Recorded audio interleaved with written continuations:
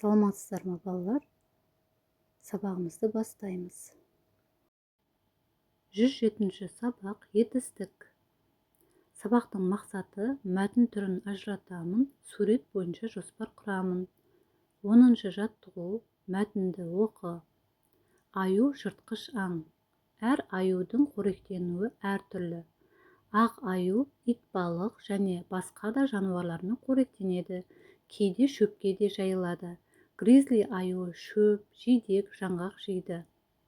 Бұл әңгімелеу мәтіні ме, әлде сипаттау мәтіні ме? Бірінші сұрақ. Бұл сипаттау мәтіні болып табылады. Аюлардың қай кезде ұзақ ұйықтайтын дереккөздерден біліп ал. Аюлар қыс мезгілінде күн суытқан кезде ұйықтап, күн жылынған кезде, яғни көктемде оянады. Не істейді, қайтеді сұрақтарының тиістісін қойып етістіктерін тап деді. Не істейді, қоректенеді, жейді, қайтеді, жайылады.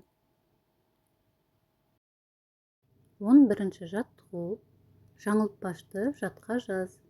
Шілікті шаптым, жілікті астым, шілікті жақтым, жілікті шақтым. Көшіріп жазасыздар. Одан кейін етістіктерінің астын сыз дейді. Шаптым, бұл жерде етістік, астым, етістік, жақтым, шақтым. Осы төртеуде етістік, астын сызып жазып қоясыздар.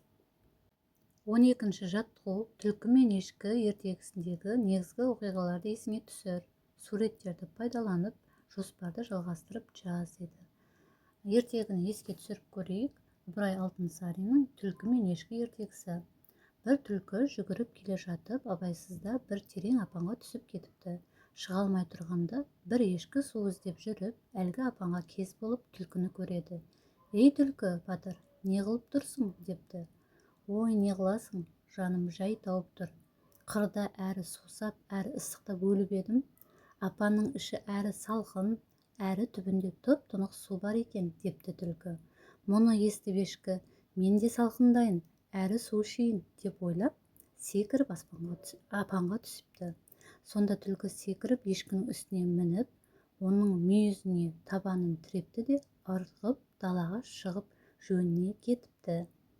Өтірікке алданба, басың бәлеге душар болар деген сөз осыдан қалыпты. Енді жоспарды жалғастырамыз. Түлкінің апанға түсіп кетуі, екінші түлкінің өтірігі, үшінші ешкінің алданып қалуы.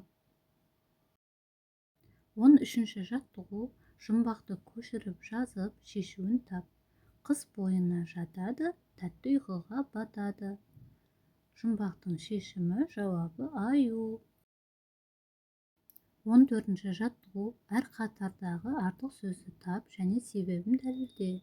Бірінші оқыды, ұшты, ала, сөйледі. Бұл жерде артық сөз бізде ала. Себебі барлығы үшеуі де етістік болып тұр, ал ала дегеніміз етістік емес, сол себепті ол артық. Екінші кітап, аулайды, мөңірейді, гүлдейді. Бұл жерде де дәл солай. Аулайды, мөңірейді, гүлдейді етістік, кітап деген бұл жерде зат есім. Үшінші сұрады, бес, шақырды, жүгірді. Бұл жерде артық сөз бес. Бес дегеніміз етістікке жатпайды. Сұрады, шақырды, жүгірді. Бұл жерде үшеуі де етістік. Ал бес дегеніміз бізде сан, сондықтан бес деген сөз артық. Осымен сабағымыз аяқталды. Келесі кездескенше сау болыңдар балалар.